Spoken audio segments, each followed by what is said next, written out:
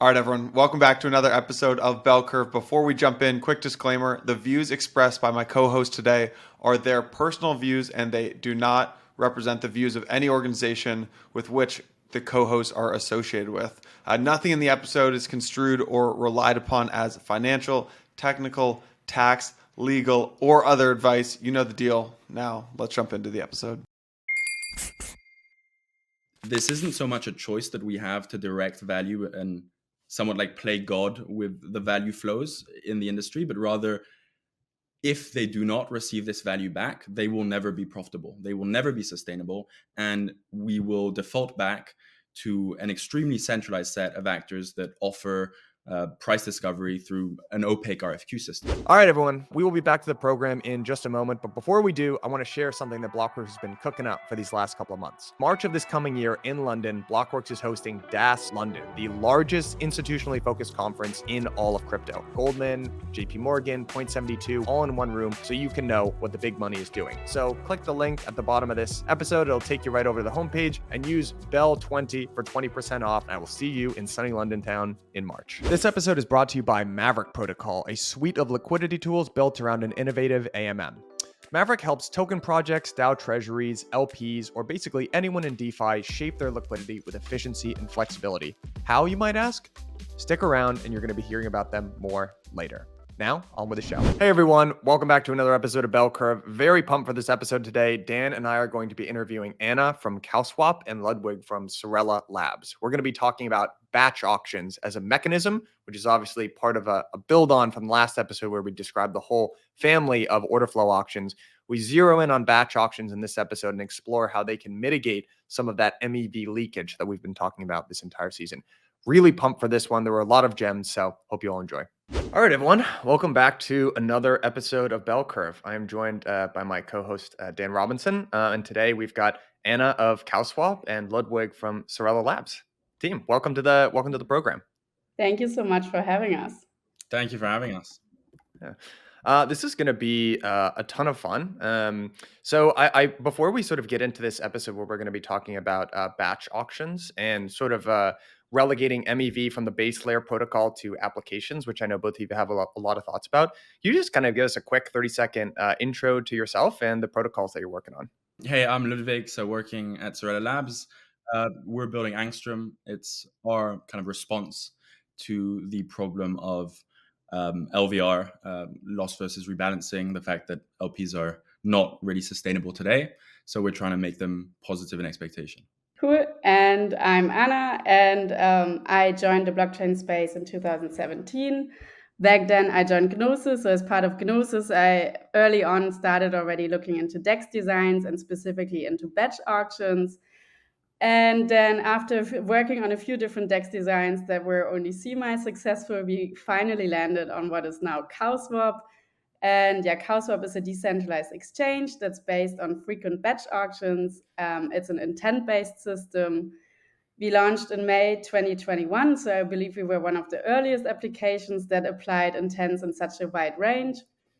And on CowSwaps, users sign transactions where they give price of the, or like assign the relevant information such as the buy token, the sell token, the expiration time, and the limit price. And then the orders gets collected in an order book and is then picked up by a competition of decentralized parties that we refer to as the solvers, and they compete for the order flow by maximizing the value that is given back to the users.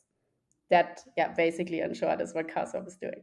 That's super helpful, and I think where we want to spend the bulk of our time for this interview is actually talking about solving MEV at the application layer, and I know one of the themes that Dan and I have been poking at this entire season is sort of this win-win situation for both swappers and LPs that we can solve by mitigating or stemming some of the MEV that leaks out from the application. So you're just talking about designing MEV-aware sort of mechanisms and preventing that leakage is, I think, where we want to spend a lot of time. But just for listeners, the last episode that Dan and I did was on order flow auctions and that whole design space. And batch auctions are obviously a part of that family. So before we get too far into the weeds, could one of you, maybe Anna, could I just pick on you? Could you just describe what an FBA is and maybe some of the primitives that come along with it?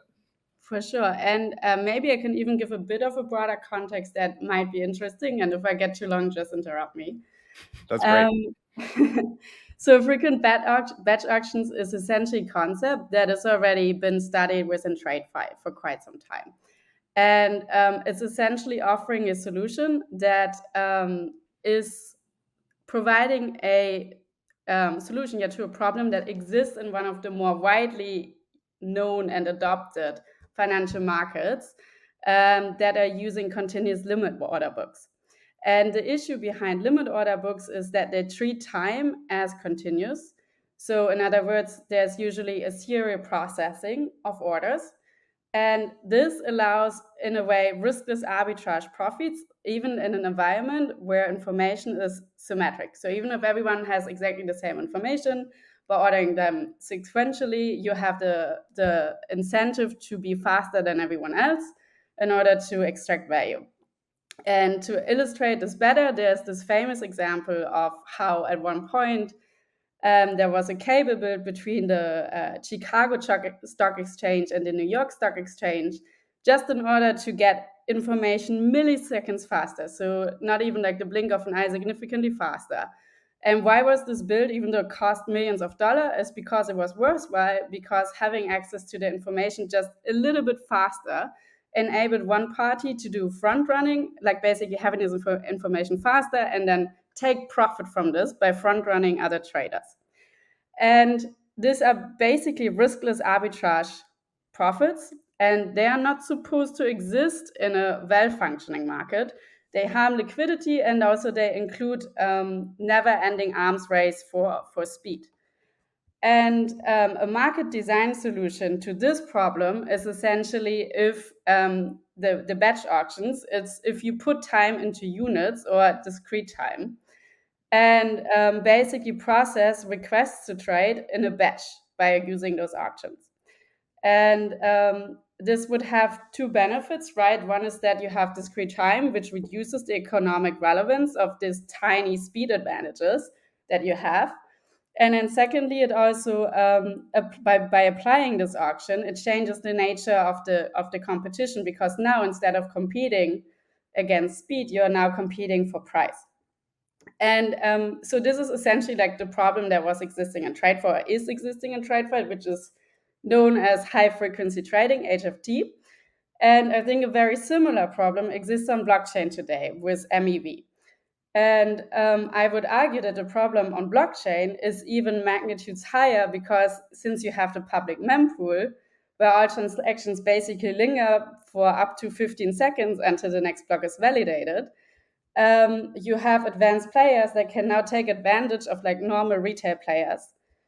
And most people, obviously, who listen to this are very familiar with MEV.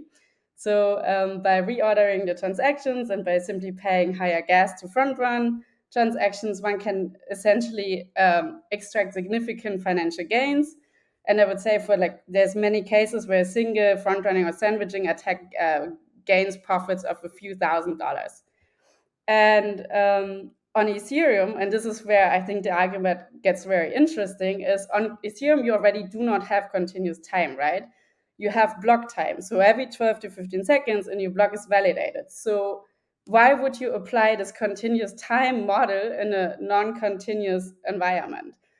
And therefore, to me, it seems like very straightforward or intuitive that you would basically apply batch auctions to blockchain, which mitigates these negative externalities of MEV. So essentially, I'm sure we dive a little bit deeper into this later, but MEV arises because if you have this sequential execution of transactions, right? You have different prices for one asset in one block, and then they are arbitrarily ordered, or like someone else is purposefully ordering them in a specific way to maximally extract slippage. And in a batch auction, essentially what you do, you batch all those different assets, like all the assets, you ensure that that are cleared with one single unique clearing price. And by doing this, you have not this slippage tolerance anymore that you can extract based on reordering the transactions in a certain way. And yeah, if you look into this data specifically, I think there's like many blocks where we have seen that a single asset, such as something highly liquid as USDC, had already a price spread of USDC ETH pair had a price spread of 1% in a single block. And that's of course not very efficient. And so batch auctions remove this inefficiency. Thanks, Anna. Yeah, I think that's a great description of batch auctions. I think a lot of us are also a fan of that, of the British paper on batch auctions that I think you're referring to there, and continuous versus discrete time. One theme we've talked about on this show is the difference between MEV and DEX MEV. So one is emitted by swappers with transactions in the mempool, and that can be captured as slippage or by sandwich attacks by someone. And I can see how a batch auction, an off-chain batch auction like CowSwap can prevent that or mitigate that by executing all trades in a batch at the same price, and so you can't sandwich somebody. You basically have to trade at the same price as them. What about the other kind of MEV that's emitted by passive liquidity providers on chain, and that's often referred to as lever? So thinking about, I guess, for example, liquidations. How does a liquidation occur? Like maybe somebody sees that the price oracle is changing and wants to like directly backrun this transaction, and then take advantage of it. And if you look at some of the popular liquidation protocols such as Aave, Compound, DYDX, they usually come with a fixed discount.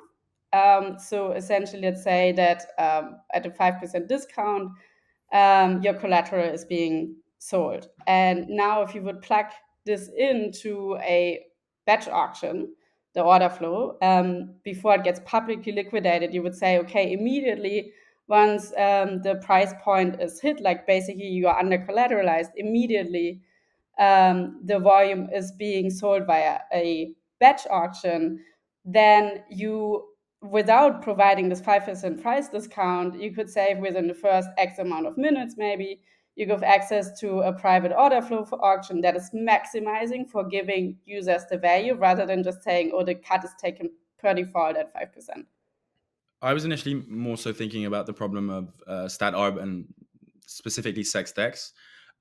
So it's the idea that there's some exogenous price discovery mechanism that is quicker and that has deeper books where the bulk of the volume actually occurs. And here I'm specifically referring to Binance, where in effect, compared to the MEV that originates from users where some user doesn't communicate a strict slippage tolerance, and then there's some direct ordering and extraction through like a sandwich attack, what you actually have as a worse problem is the extraction of the stale quotes of LPs. And it really occurs, and you can think about it fundamentally from the principle of the LPs lacking that information and lacking the ability to change their stale quotes. So Binance will have a price change, and the LPs don't have time to react. And given this, they're sophisticated actors, specifically vertically integrated builders, that are going to see that these LPs are offering the wrong price and are going to bid up in the block auction to be able to be the first to touch the pool, the first to effectively extract that value from those LPs and buy at this wrong price, and then execute the second leg of the arbitrage on the off-chain venue. So how would you mitigate that? So how do you avoid that value being captured by proposers? Well, I think fundamentally speaking, this value is already being recaptured very efficiently today. It's just not by LPs. We're effectively paying the wrong party. And what I mean by this is that if we look at the proposer-builder separation infrastructure today, you have a builder that effectively bids in the block auction to the proposer. And in a competitive builder setting, they're bidding most of that value back to the proposer. If we're able to shift this and remove that proposer's monopolistic ability to decide who gets to execute the arbitrage, you can then have an auction that you run specifically to pay the LP the most to get the right to execute that arbitrage. Because at the end of the day, they're the ones that are effectively incurring this loss. They're the ones that are suffering that economic loss. So this, at least what we're kind of building with Angstrom, is this idea of bringing back this auction and effectively directing the value of the auction directly to the party that is losing the money directly to the LP. So how you do this, simply put, is that you run a very similar auction to the block auction, but instead it is purely for the right to execute the arbitrage against the LP. And so the LP gets the bulk of that LVR back. Yeah, I think that's I want to dig into the construction that you have on that on Angstrom, Ludwig, because I think it's really interesting. But I do want to, I think it's an important point to underscore for the audience, because when people tend to talk about MEV, they talk about it as almost springing from Ethereum, because that's where the largest and sort of most robust ecosystem for MEV exists today. But I think you could make the argument that a lot of MEV actually originates from the applications themselves. And based on the mechanism design of those applications. So I would be curious, like maybe just an open question to the both of you before we get into the weeds of it. How do you think about, from a high level, designing mechanisms that are MEV aware? Right, with the ultimate goal being to redirect that MEV that's getting extracted mostly by proposers at the block space auction today, and redirecting that back to LPs. Kind of a high level question, but like, how do you think about, when you're designing these mechanisms, about keeping MEV in mind? Generally speaking, I'd say you have to be cognizant that at any point in time, your application might provide a state where it is purely profitable to execute on it because of some exogenous kind of movement, may that be in price or in some information that your application does not have. Because smart contracts, they're not that smart, really. They exist in isolation on the blockchain. So without providing them information, they will just follow the rule set that is effectively written in a smart contract. So how I think about it is, A, being able to provide that information through some mechanism, and B, removing the proposer's control over that application, removing the builders and proposers' ability to extract value without that application effectively signing off on it.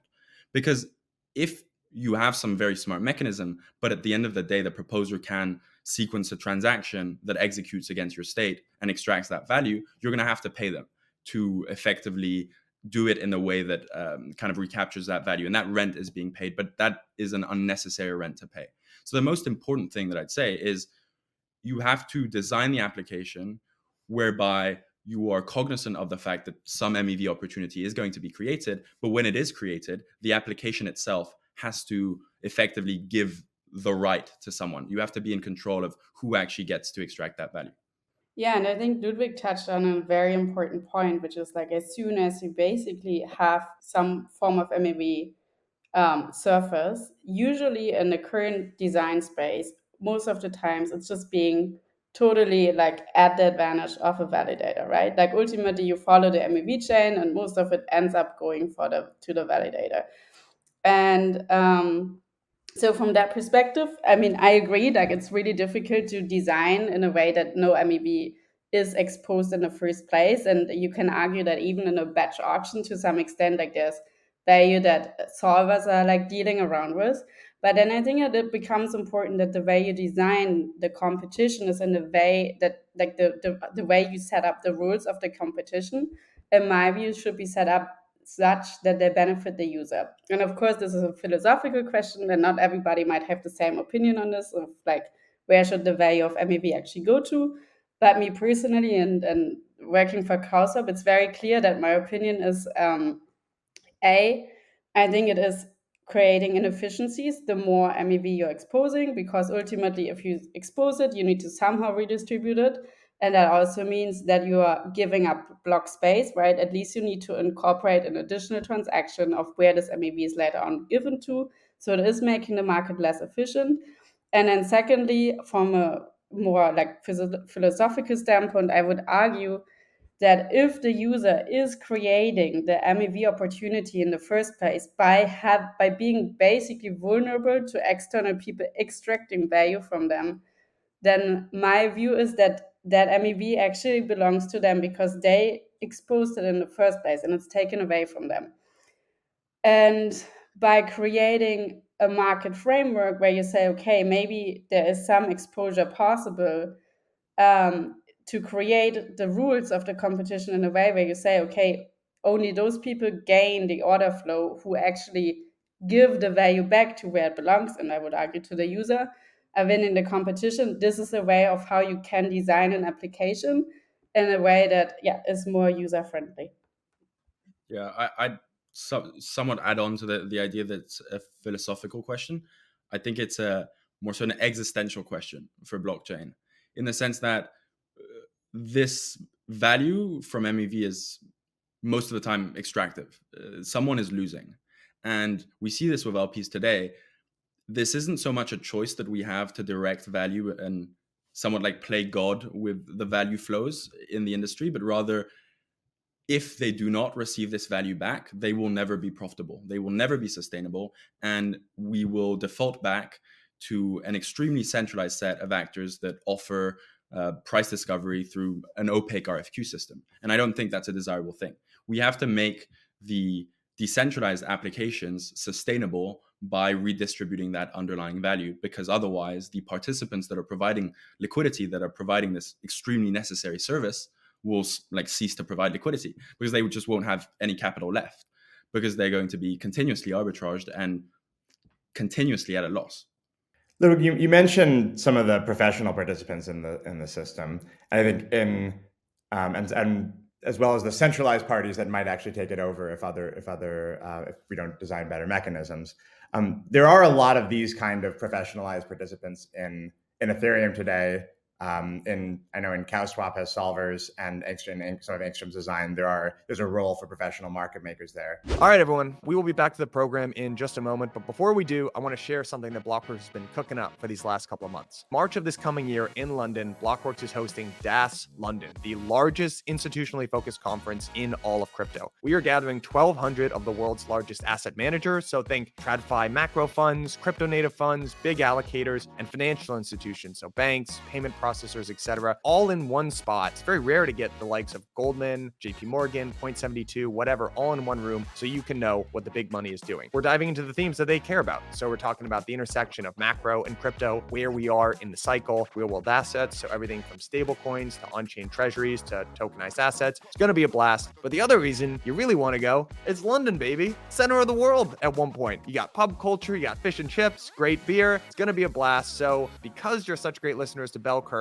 there's a code BELL20 that's going to get you 20% off. So click the link at the bottom of this episode. It'll take you right over to the homepage. You'll see all of our speakers, and use BELL20 for 20% off. Ticket prices are going up soon. Make sure you go use that code. I will see you in sunny London town in March.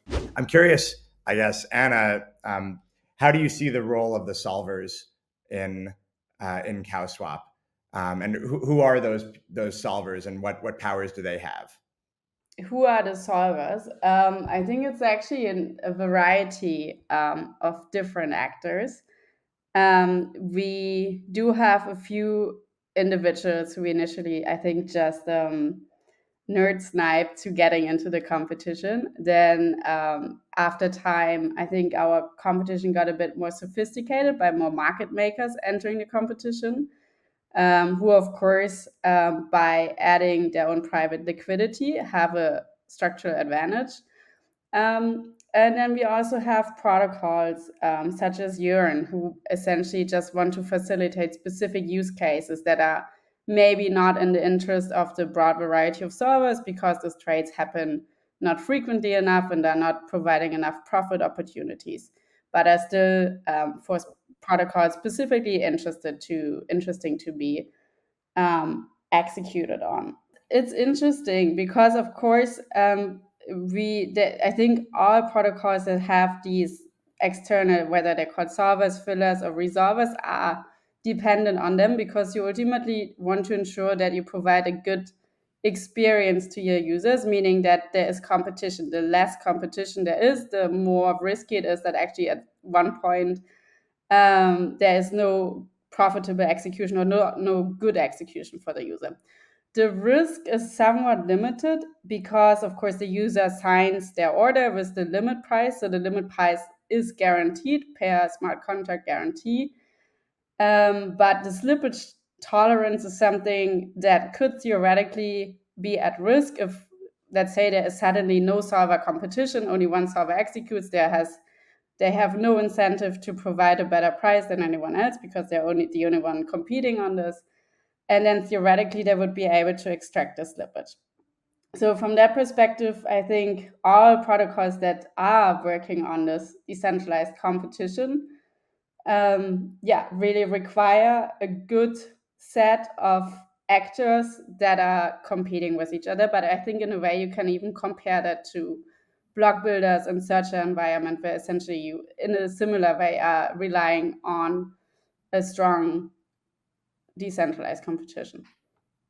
So maybe just to double down on this question a little bit, because I feel like one of the common components of these more MEV aware designs is you're relying on this sort of third party network of everyone's got a different name, right? If it's solvers or fillers or searchers or whatever. And I feel like maybe intentionally or not, the sort of, even when I went into doing our MEV season and this season, the sort of ideas that searchers are these little like at home one person shops, writing code and stuff like that. And I feel like more and more that is not the case. And it's a smaller group of entities that you might think that are now what people refer to as like integrated searcher builders, which are basically hedge funds. And my sort of understanding, if I had to really guess at it, would be that it's mostly the same entities that are either fillers on Uniswap X or solvers on CowSwap or whatever. Like, can you like any granularity that you can give for listeners about like how similar are these entities across all of these different platforms? Is it mostly these sort of hedge fund entities? And then how do you see the future of that market shaping out? Because if this is the direction that we're going in terms of app design, I feel like it's important to have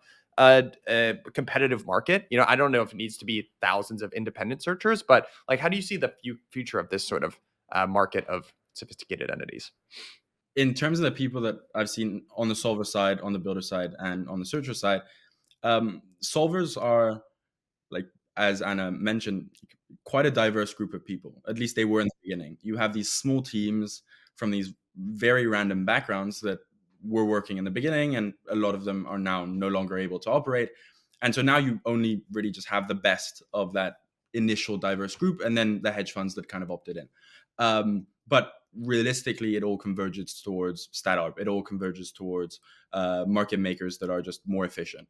And so I think I'm somewhat frustrated at this idea that we have all of these different roles. Like, as you kind of mentioned, they're all converging towards the same person, because a builder is a better solver.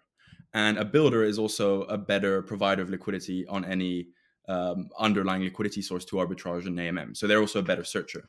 And if we don't design applications where there's also this sense of we can operate kind of collaboratively, there is some force in us all optimizing for a problem and not having a single winner that takes all, you're always going to have that. And so without kind of applications that design that with that in mind, the competition will die down to like a select few hedge funds and entities that are running very sophisticated builder infrastructure and are able to build on like block N, on latest state, because they're aware of the block template.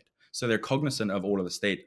And so even for like a simple routing problem for a solver, for example, they're better equipped. So should we try to prevent this from happening, or should we just lean into it or embrace it? We should aim to maintain extremely permissionless competition. So anybody that wants to opt into the market can operate. In terms of limiting that like, somewhat force of centralization, it's extremely difficult because these entities have economics of scale. They have greater efficiency. So it's very hard to design applications with that in mind, especially when you have privacy that enters, because then there's an advantage for private order flow. So I think we should push against it, but we should do so not by like forcing it and introducing unnecessary efficiency, but just simply coming up with better application design where that privacy and that like inherent hyper competitiveness where you have a winner takes all isn't like an existential property of the system. If you can have some winner of a very sophisticated actor, but still have others that contribute to the solution and that are effectively pushing the solution to a more efficient end result, I see that as like a positive outcome. Ludwig, I want to get back to what we were talking about before about the two different kinds of MEV and decentralized exchange, or the dominant kinds. One that's suffered by traders by having their trade sandwiched or suffering slippage, and one that's suffered by passive liquidity providers. So my understanding, Angstrom tries to solve this problem by separating the auction into two pieces. Do you want to talk about how that works and get more into the details of how Angstrom solves this? Yeah, absolutely. So Angstrom at its core is looking at the current kind of supply chain and saying, well, we've already found like a really efficient way of recapturing this value. So let's re-implement that at the LP level. And how you do this is you have to remove kind of random execution on state where anyone can execute. You have to gate it, and we do so by gating it behind effectively verification of consensus. So you have this network that is dedicated to our application, which we call the guard network, which is run and can be run by anyone that effectively provides stake. And you're effectively peering around all of these transaction and orders and then structuring them within a bundle, within this single transaction that the proposer or the builder can't effectively break up. So you're removing their power to sequence and order transactions. And you can break up the bundle into two components: the top of bundle, where the underlying arbitrage is executed, and like the rest of the bundle, where user orders are effectively batched at a uniform clearing price. And how that works and why this is actually useful is that the top of bundle is the arbitrageur that is incentivized to effectively arbitrage back to true price, but they're competing against all of these other searchers to effectively bid and provide the biggest kind of kickback to the LP. So only the searcher that effectively contributes the most value back to the underlying LP gets to execute that arbitrage. After this, for the rest of the bundle, you have a frequent batch auction that provides this uniform point of clearing price. And how you arrive to that is you look at all of the user orders and conceive of them as limit orders. And you can construct and find the point of intersection between the supply and the demand. So the supply as in the asks, so sell orders, and the demand is in the buys. And as you find that point, you can effectively arrive to that single fair price, but you add in the constraint whereby LPs are effectively only providing liquidity at that final price. And what that means is that they're no longer offering that stale quote, because all of these market makers and user orders are effectively providing that information, whereby the LP is now cognizant of the fair price where users and market makers are willing to trade at, and they only offer liquidity at that point. Now, so both Angstrom and the dynamic for Angstrom and CowSwap have batch auctions in them, and batch auctions limit in some ways what you can do with an individual trade. I'm curious, Anna, how CowSwap thinks about the composability and whether pushing users into this batch auction model limits what they're able to do with their assets on trade on chain, or whether you have new solutions to get around that. Do you have an example in what way it limits that? Because, for example, CowSwap also launched pre and post order interaction, right, that we refer to as CowHook, which also makes it now very composable in the sense that you're now able to come up with any pre-order interaction, pre-swap, and any post-swap that you want to do, whether it's like dissolve my whatever maker CDP. Now I want to swap it and tap into Aave, for example. Like all those things, or I want to swap and then trade cross-chain. Like all those are possible. I don't know if that's what you were hinting at. Yeah, that's I'm asking about. I think about programmatic orders, or is that's what you refer to? So how does that work? So it's two separate things. One is essentially just allowing that you add any type of on-chain interaction before and after a normal swap. This is what we refer to as cow hooks. And then with programmatic orders, this is actually something that we literally just went live with this week. And it's actually pretty cool. It's leveraging ERC 1271. So it's now allowing any smart contract-based system to essentially place any type of programmable order in the future. This can be used to generate multiple discrete orders, basically endless. Even if you want to create 100 different TBOB orders, for example, you can do it with a single signature. If you want to update those by, for example, saying, I want to change the date, I don't want this to be executed every day, but instead every week, or I want to change the slippage, you can adjust this for all 100 orders within a single signature. And you can assess a proposed order against a set of different conditions. So you can really come up with anything. You can come up with stop loss, with DCA orders, or to come back to the topic of today, of essentially like the issue of liquidations.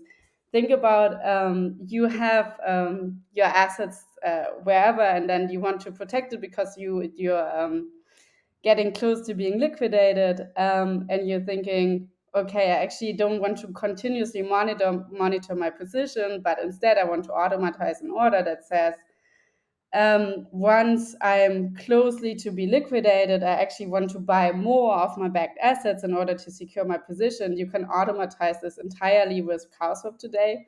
Or you can even think the opposite. If, for example, you have your backing in Ether is increasing in price as it is right now. So essentially, you would be able to loan more against the ETH that you have already deposited. You can automatize this and automatically via CowSwap, take more loans out automatically without individually having to monitor your portfolio. I've got a question. How long does it take about just time-wise to run a batch auction for either CowSwap or Angstrom? For us, we do it every block, but there are optimizations that can be done in terms of gas efficiency, because for us, like, we're able effectively to compress down all like user interactions within Uniswap to a single actual Uniswap trade, which makes it far more efficient. So if there are very few orders, you can effectively prolong the duration of the auction to collect more and then gain that gas efficiency. But in times of effectively like high swap count, like high volatility, you can have one every block. For us, it's also 12 seconds, but with the caveat that we are not yet synchronized to block time. Instead, we start an auction whenever an order comes in, but this is something that we probably want to work on beginning of next year, that we have sync time with block time, so we have one batch per auction. That's super helpful. I guess what I'm trying to get at is here. I'm trying to understand if there's a different swapper, like the profile of a swapper for an FBA, like a CowSwap or an Angstrom, is different than Uniswap per se. Like for instance, I would guess, especially like during the depths of the bear market when there's not a lot of organic on-chain trading activity, there's a good amount of like SexDex ARBs that are making up the majority of like certain uni pools. Is it as effective to do that through an FBA type mechanism? Like I would guess it's more organic order flow that's moving through there, right? Yeah, also for us, we basically never compare Uniswap V123 volume with our volume, but we only look specifically at DEX aggregator volume in comparison, because all this arbitrage volume you would never have on a batch auction, right? Not even on a DEX aggregator. And so I think, there's the numbers vary, but I think there's like estimates that arbitrage volume on Uniswap is between 50 to even 80% or so. Yeah, it's from the last estimates that I saw is about 80%. For us, so we still have the arbitrage volume for the SexDex because it definitely provides this gain in efficiency, especially in a competitive setting, right? You have the best of the best that are competing to provide what is effectively the best oracle on price because their P&L is dependent on it. So we still have that portion of volume that is going to occur once we launch, but we don't have the sandwich volume because by construction, you can't sandwich a batch where you have a uniform clearing price. Hey everyone, wanted to take a quick second to shout out this season's partner, Maverick Protocol. Now, many of you probably know Maverick as an innovative AMM, which they are, but in reality, they're a lot more than that as well. Maverick is a suite of tools for DeFi users and builders that allows them to put liquidity where it will get the most work done. Since Maverick launched in March, they have been gobbling up market share, and at the time of this recording, which is the end of September, on a trailing 7-day volume basis, Maverick is now a top 3 DEX by volume, and they support over 50% of the volume on the L2 ZK Sync era chain. Maverick enables LPs and token pairs to process higher volume with limited TVL, which allows them to support some of the highest levels of capital efficiency for LSTs like Wrap-Steve. Another very cool feature is something called Maverick Boosted Positions. So that allows protocols looking to bootstrap their token liquidity to target the shape of liquidity of any token pair with surgical precision. Maverick is backed by some of the leading institutions in crypto: Founders Fund, Pantera, Coinbase Ventures, Binance Labs. They are all backing Maverick in their vision to revolutionize the next generation of DeFi dApps and helping them build their liquidity in all market conditions. Click the link at the bottom of this episode. Let them know that I sent you. Thanks, guys. One thing we've talked about a lot of the show is whether there's a role in the long term for passive on-chain liquidity providers like have been provided by AMMs. Anna, do you think in the long run we will have a lot of passive on-chain liquidity? I think it might change in the sense that I think for the very liquid token pairs, USDC, ETH, Wrap Bitcoin, essentially you have a lot of very efficient market maker liquidity. Then okay, maybe you have like some very efficient models on Curve for stable coins. But I would assume that for long tail tokens, you will always require on-chain liquidity. Like market makers typically have a portfolio of maybe the top 20 assets. And then even in a fragmented, like even if you look at a batch auction model that is able to do ring trading, such as CowSwap is able to do it in order to like really leverage multi-dimensional order book liquidity, you still will always have like certain assets that will be hanging around in an order book if there's no on-chain liquidity for quite some time. And I think what will probably disappear is maybe AMMs that we know from today, because we know that LP provisioning is not capital efficient and it's not profitable in most cases. But I do think we might come up with designs, with AMM designs that become more promising and more profitable for liquidity providers. And for example, CowSwap, this is just like a side project that we did a little bit of research on, so it's not really our main focus. But we looked into cow AMMs, and this is essentially looking at the opportunity of AMMs, where essentially you would only solve trades in batches and at a uniform clearing price. So essentially, you would collect orders, a multiple of orders, and see if, rather than sequentially being traded, if they're all traded, what would be the final price state of the AMM. And that state is the one that is being given to all orders in this batch. And we looked at it mathematically, we calculated it, and this is why this is actually more profitable for IP providers, even if you remove then the entire protocol fees, because obviously you also need to set some sort of incentive why you would be trading against such an AMM. And for liquidity providers, this would be a more profitable way. And of course, if they could choose against like providing liquidity on a normal AMM versus on a cow AMM, if they go purely by, if you forget about all the other factors such as popularity, knowing Uniswap more, being first mover advantage, and so on, if you ignore all those factors and just look at it from pure economic profitability, there would be a logic move for LP providers to shift their liquidity over. I'd say that they're going to be able to do that very soon, and on Uniswap, because we're building on Uniswap v4. But effectively, like the design that you've kind of described there is very similar to what we're building. But I think we found that there is an improvement to be made on that design, which we implemented, which is to say that that design by definition is leaving money on the table. And why I say this is because in the effectively function maximizing AMM, in the AMM where we have these batches and everyone is trading at the same price, what occurs is you, at least theoretically, are converging towards true price, because as someone makes a trade, they are pushing the price naturally, and then that is the new effective price of the AMM. And some sophisticated actor might realize, oh, well, there's still money to be taken from that, and they'll again push, and then they'll progressively converge towards that true price. But where we kind of flipped that design is that process is inefficient in terms of arriving to that price, because at the very end, there is some delta that will always occur due to transactional fees, so gas and then just swap fees, and you're necessarily going to lose that. So where we kind of change that model is instead have an initial party that is responsible for arbitraging back to that like effective true price. And if that effective true price is incorrect, let's have the rest of the bundle through market maker limit orders and user orders contribute to bringing that back to the effective price without having that additional cost. But in terms of kind of liquidity provision and passive liquidity, going back to your question, I think that passive liquidity will still exist, but not as we know it and understand it today.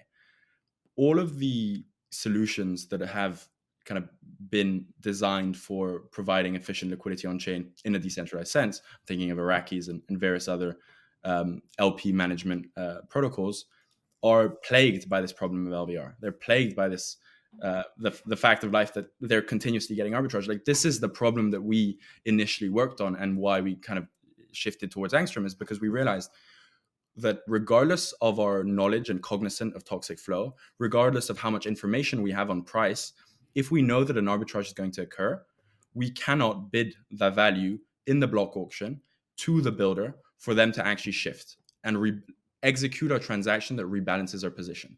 Because to do that, we have to outcompete the arbitrageur. And the arbitrageur is paying the builder from their profits, and their profits equate to the LP's loss.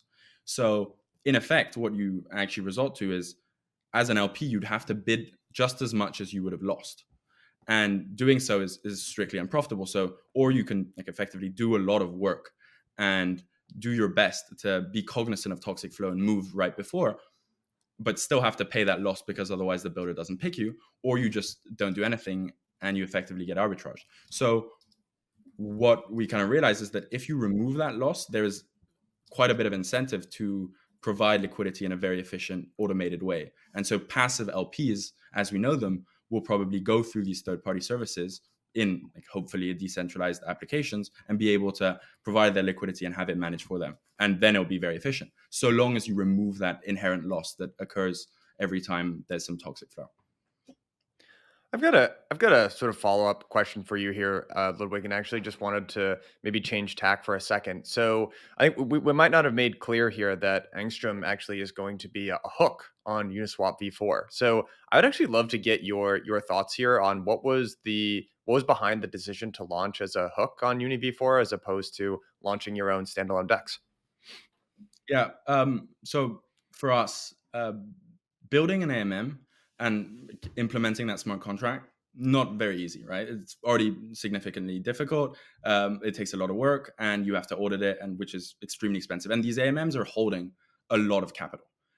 And then there's more so the network effect that Uniswap has, the sheer like dominance in terms of people's habits of trading. When I want to trade on chain and I think, oh, where am I going to trade? Often I'll just intuitively think, okay, let's go to Uniswap.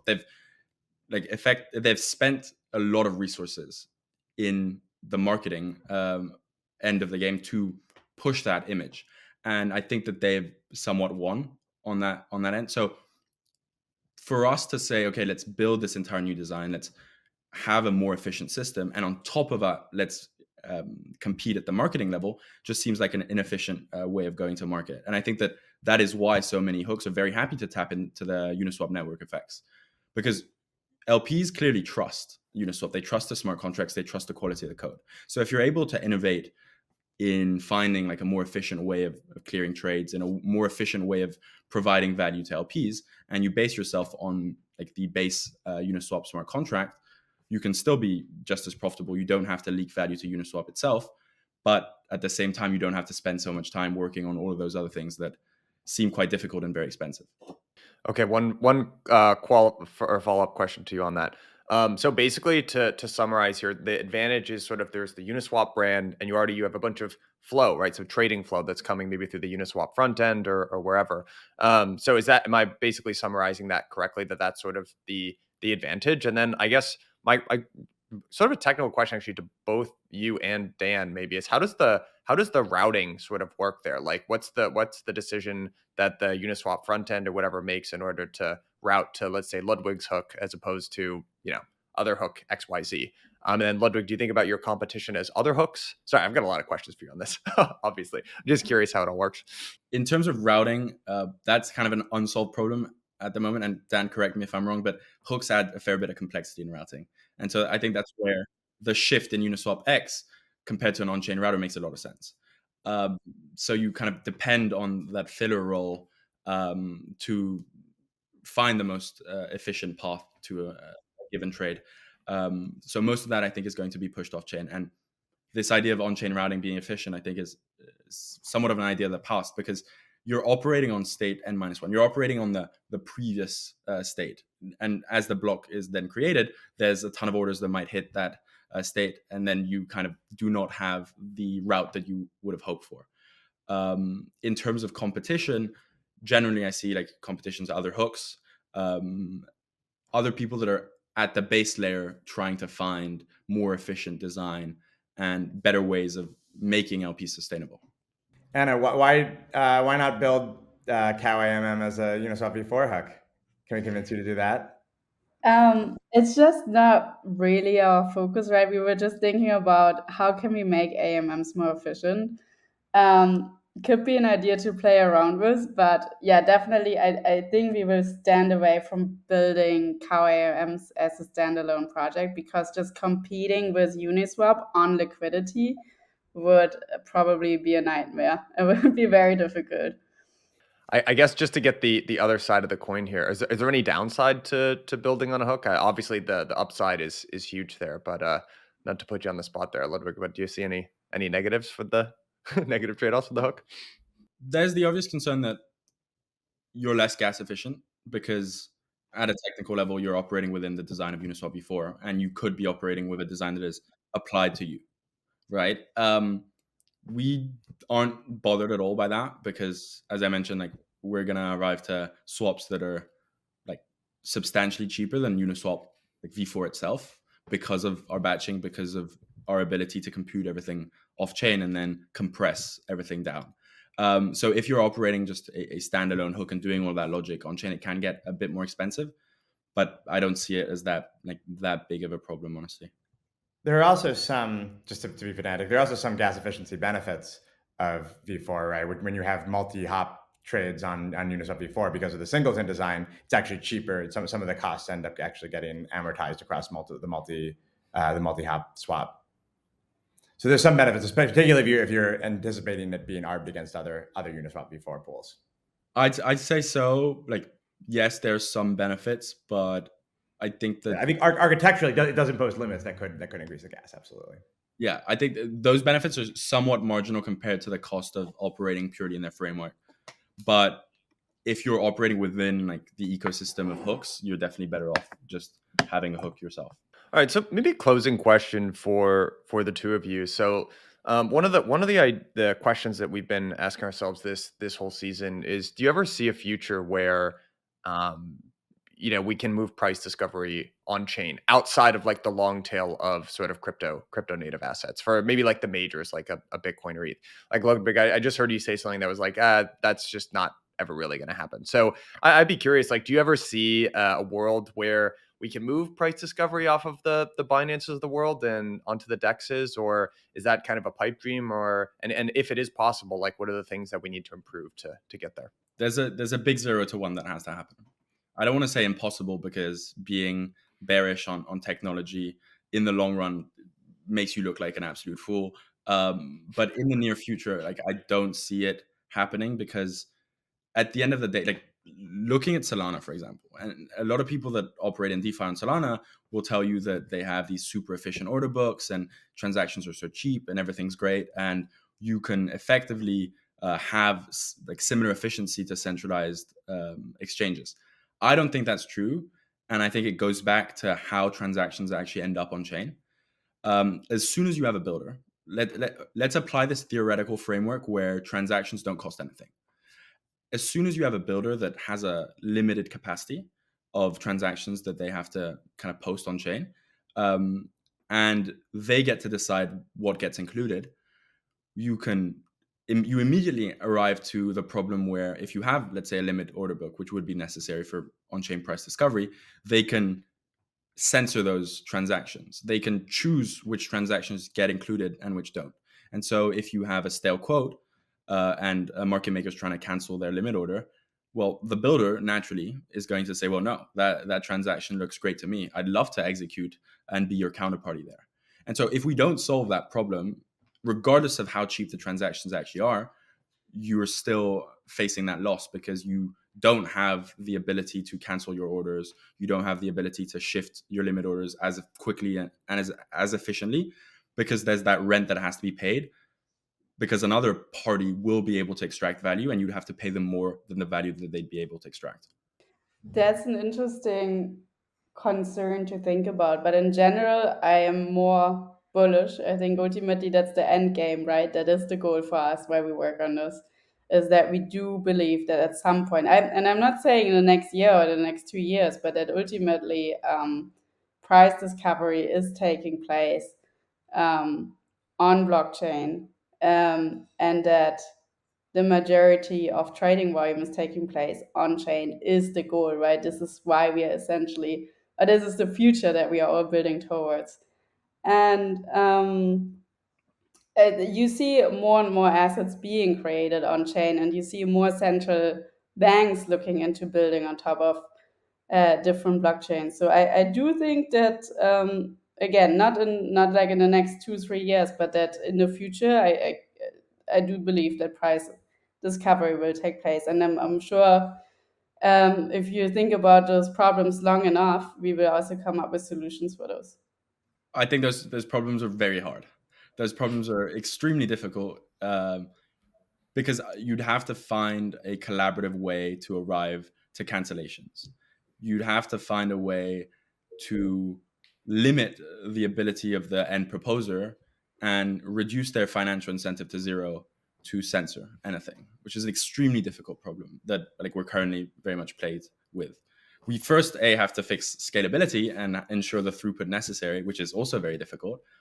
And then you also enter the other problem, which is decentralization, creates latency between nodes. You have an idea of a mempool or you have private order flow. Both create their own complexities.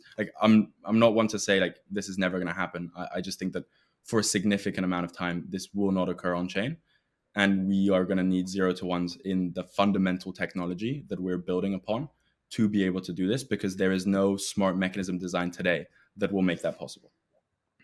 I mean, you could probably even think. I mean, this is gonna go in a very deep discussion, but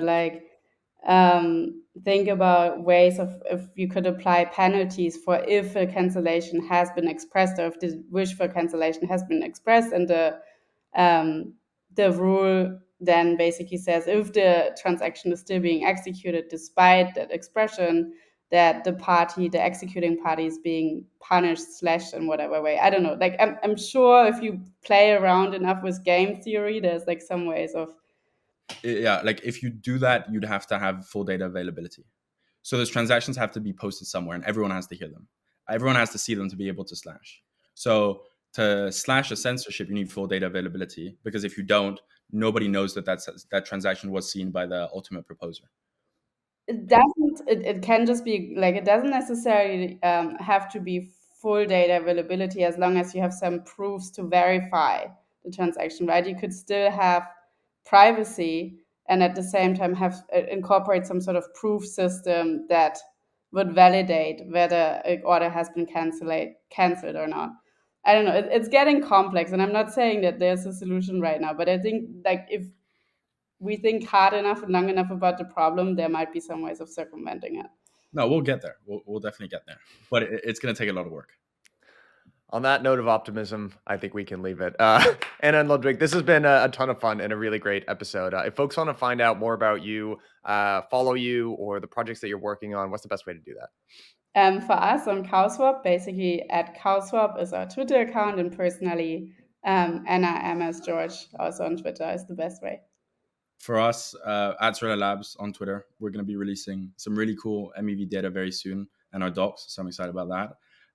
And personally at vanbeethoven.eth on Twitter. Excellent. All right, team. This was a really fun one. Thanks so much for joining. Thanks for having us. All right. What a great episode. That was a real thinker. A lot of eye-opening moments for me in that one. That was good. Yeah, me too. And they got pretty deep into it. I think also recognize a lot of the caveats maybe to some of the concerns about these kind of solutions. I think so too. Yeah, I think so too. So let me ask you this question that I sort of posed to both Ludwig and Anna, and I'd love to get your response here. So you could look at MEV as either originating from the sort of the base layer of Ethereum and the design there, and a lot of the MEV mitigation solutions to date have been sort of focused on the ETH layer. They're moving sort of the priority gas auctions off chain in the form of, MEV boost or what have you. The other lens that you could look at it is through with MEV actually originating at the application layer through the mechanism design of protocols like Uniswap. How do you ultimately view that? Yeah, so I think there's certainly some kinds of MEV.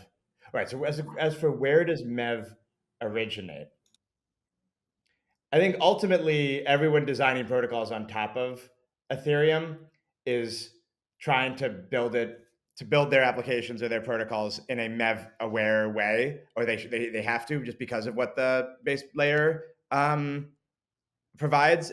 And then, but I think on the flip side, when people are thinking of the base layer, they really should be thinking maybe a lot more. And I think they have started to think a lot more about what kinds of applications it makes possible and what what affordances you provide to people who are building applications on top. So I remember a few years ago, nobody who was working on Ethereum, before 2020, basically, almost nobody who was working on the Ethereum base layer even thought about MEV as a topic. Um, it just wasn't, it wasn't really. And I think that when the Flash Boys 2.0 paper came out by Phil Dion and others, I think that kind of made it. Oh, this is an interesting academic, concept that you have this. And then, we sort of saw the entire all of Ethereum get flipped on its head when Flashbots launched MEV-Geth, and you realize, oh man, this is actually much more important at the base layer than we'd realized. I think ultimately what we're seeing right now is a consequence of MEV unaware protocol design, and we were all just all fairly naive, I think, before, excuse me, and not really thinking about how MEV would practically arise. We're seeing the consequences of that at the protocol layer, and that's requiring applications to be a lot smarter in how they design MEV-aware applications. My hope would be that fixes at the protocol layer could actually change some of at least the decisions that applications now have to make. Yeah, I tend to agree with that. I do wonder. Like, I'm interested now that I feel like MEV has really dominated the popular discourse to such a degree that basically everyone's been nerd sniped by it at this point. And I do think this next generation of builders, when they're building their applications, they do have MEV is not just like a small side consideration. You could clearly, hear both from Anna and Ludwig, like that's at the forefront of their mind. So Oh, yeah. actually, like, Yeah, Ludwig is a MEV native builder, basically. I think he didn't really get into it, but before they had done some work on liquidity providing on Uniswap, and so they've been research on that, and so he's very aware, I think, of what it's like to be a liquidity provider and to actually be on the other side of this. And I think generally, like these builders who grew up in a MEV aware environment just have a different perspective on it than for people who started with Ethereum, sort of thinking it was just like, oh, Bitcoin plus code. That's super interesting. Not that you can probably comment directly on, sort of paradigm strategy here, but do you feel like there is a really big difference between some of the younger, more MEV native sort of builders, and like if so, what is the biggest difference between like this gen, sort of the Ludwigs or the ones that came before? Well, I think the boomers like me try to be as up to date and stay aware. And as I say that, it makes me sound even older and more out of touch.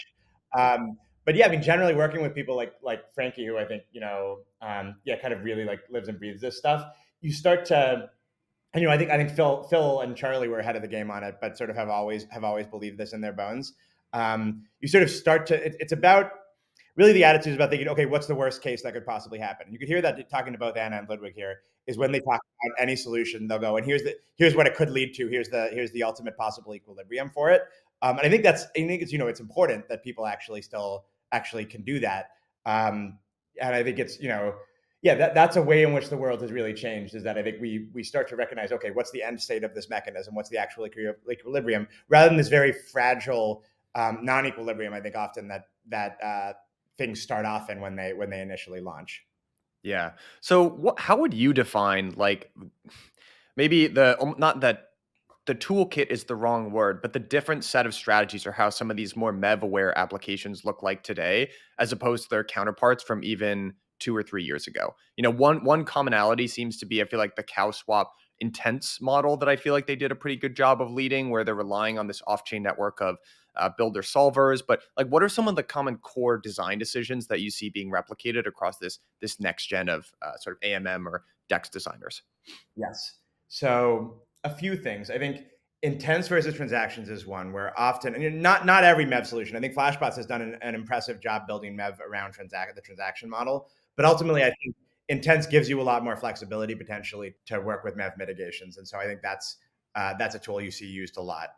I think things that are slower than a single block are often used for certain kinds of MEV mitigation. You see that with CowSwap's longer batch auctions, and that's partly beneficial because you end up, individual blocks have a single proposer right now in Ethereum, and that can be a big constraint for MEV mitigations because you have basically this unlimited power by this individual, potentially profit motivated entity to censor. So protocols that take more than one block to resolve is one solution. But on the flip side, another kind is protocols that find finality in less than one block. So if you look at what most L2 sequencers are doing with faster sequencing, faster block times, 2 seconds or less, that can actually mitigate a lot of MEV because slower block times means you have less loss versus rebalancing, for example, and less opportunities to reorder transactions because there's fewer transactions to reorder. So I think those are some of the things people can play with in these toolkits. And one final one that I think you're starting to see, but is the tech is still kind of getting more developed, is a little more privacy in the mempool and protocols that allow encrypted transactions or the threshold encryption for being able to finalize the set of transactions before builders or proposers are able to see them, and generally trying to play with privacy. So trusted execution environments as well, and Flashbots has done some research work on this. Things that mean that you don't actually have the builder doesn't necessarily, or the proposer doesn't have access to all the information about the block before they build it. I think that's another tool that I think is just important for avoiding some of those informational disadvantages that Ludwig was talking about on the pod. Yeah, I think it was interesting to hear also. Look, we didn't get super into the weeds about the guard network in Angstrom's design, but I thought that was a very cool thing, which is basically sort of this sidecar that execution clients can run to basically run their own auction where it separates top of block MEV opportunities from rest of blocks. That all just happens upstream, right? Upstream of where the block auction actually happens. Like, do you think that's like, credits to the team at Sorella Labs for, I think, coming up with a really innovative design. Do you expect to see sort of more of that, where you can almost imagine this like stream of MEV flowing right in one direction? Maybe some of it originates up here or whatever, but most of it got extracted at the block space layer. I feel like you're starting to see there's just sort of more vanilla order flow auctions, and then some of these really innovative designs like Angstrom has, whereby you're redirecting that flow back to LPs or swappers or whoever it is. Like, do you expect to see more of that? Yeah, I love their design and this general category. It's sort of an interesting middle ground between what would you consider like a whole full L2, right? Which has with a sequencer, which is like reaching this sort of pre-consensus on an entire complex blockchain state, versus something very relatively simpler like an order flow auction. That's an order by order auction. And this is something that's this, and at CowSwap I think as well. It's something somewhere in between. It's this protocol that has rules. It operates on more than one transaction, and it has more complex validation logic. But it's not necessarily a full L2. It's really just for coming to consensus on say ordering transactions. And one nice thing there is that unlike an L2, you may not need to prove this really complex state in order to interoperate with L1 state or to exit from this quickly. And because it's so much simpler, you could these basically do all their execution on chain, but you could imagine one that uses ZK potentially to actually have that be more efficient, but it's still a lot easier to prove than a full L2. So I think playing in that design space where you have these kind of like side chain somewhat limited trusted separate consensus processes for things like ordering or censorship resistance, I think is really powerful. Yeah, I tend to agree with you. I would be curious because I'm sure you just thought more about the DEX model than I have. But one thing that I wish we could have maybe poked at a little bit more with Anna even is just sort of the average, the profile of the average swapper of something like CowSwap as opposed to Uniswap or something like that. My high level understanding of this kind of comes from payment for order flow, where the higher percentage of your sort of the transactions that are passing through your platform are organic, kind of more derogatory, kind of dumb transactions, but the more valuable that ultimately ends up being. I'd be curious, like, how do you think about the trade-offs, maybe, like even from like a Uniswap perspective of like taking on some of that more toxic order flow, but like having higher overall volumes versus someone like CowSwap has very little toxic order flow, and then actually some of the liquid, like I was going to ask her about this this deal with Balancer, where actually Balancer gives them better execution prices because they know they're not going to get run over by the toxic order flow. Like, how do you kind of think about those two different business models, so to speak? Yeah.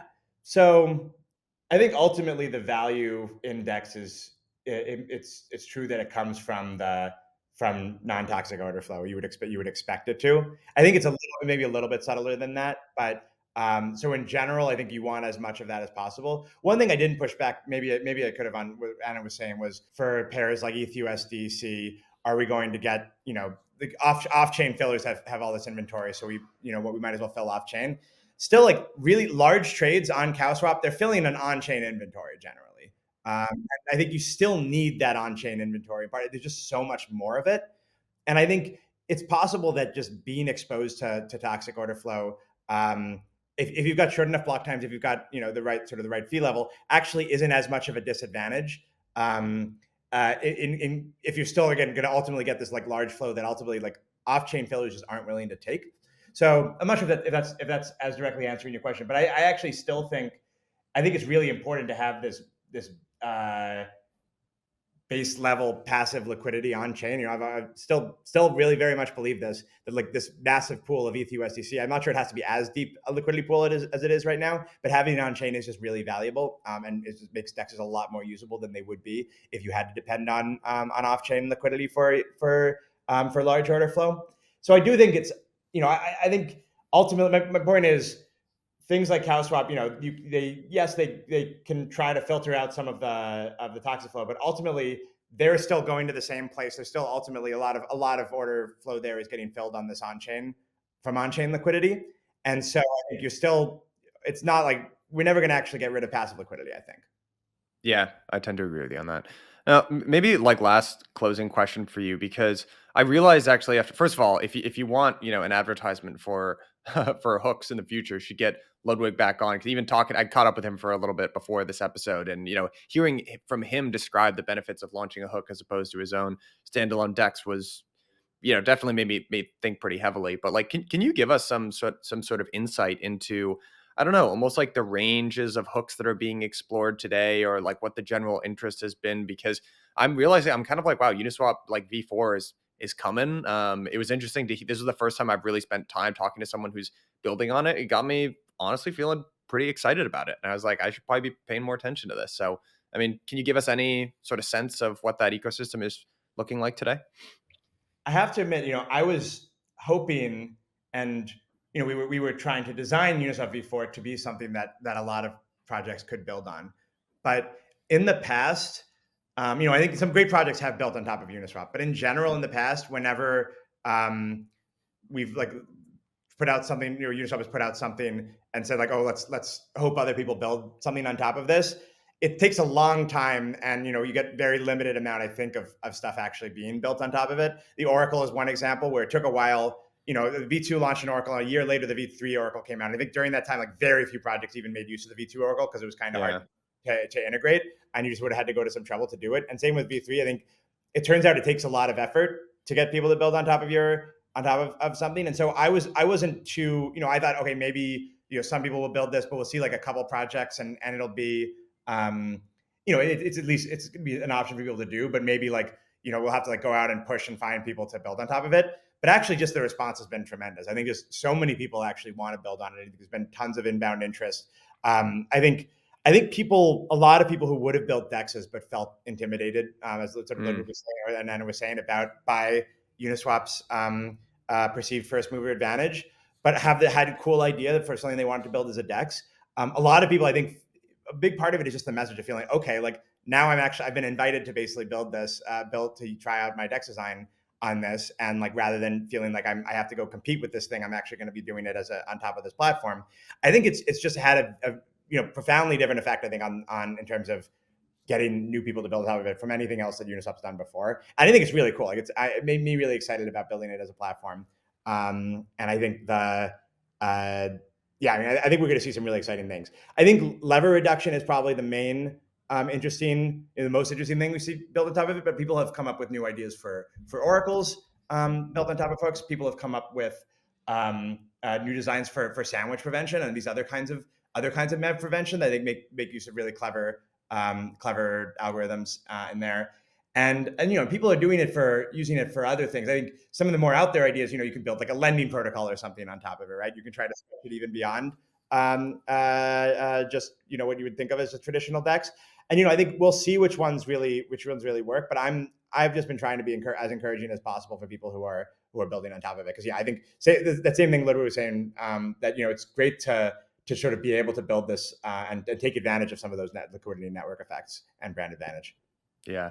All right. Last question for you here. And this was actually something that you asked Anna and Ludwig. When we were talking about the builder searcher market and solver filler, searcher entities being a relatively small number of pretty sophisticated actors, you're like, do you think that this is something that we should fight against or try to prevent? So that's my question to you. Do you think that this is something that we should try to prevent and strive against, or is there just some natural economic forces and we can just kind of let this happen? I think it's important to keep it competitive. I think it's important to reduce barriers to entry. I think it's important to reduce, gain some scale, and sort of the extent to which there's natural monopolies in the space. I don't necessarily think it's important if you've designed a competitive game, some people are going to be better at competing at that game. Some entities are going to be better at competing at the game than others, and they will tend to win. I think if it's still a competitive market, I think that's fine. And ultimately, like that kind of thing, you'd expect if they were to disappear, someone else comes in and takes their place. If the only way that they're outcompeting everyone is just by being better at it, by being more competitive. So I come down somewhere in the middle of it. I do think there are ways in which that can be very dangerous. And I think it's good that there are forces pushing back against that. And in crypto, I think we always want to have forces pushing back against anything that seems to risk a natural monopoly that could threaten the censorship or decentralization or anything, censorship resistance or decentralization of the space. But ultimately, to me, it's most important to just design the game to be as competitive as possible, rather than trying to hobble, for example, the ability of very competitive parties to be able to compete. Yeah, I tend to agree with you. All right, Dan, this was a really fun episode. Next week, we're going to be talking about cross-chain with Hart Lambert, which is going to be a really fun one. So I will see you next week. See you next week.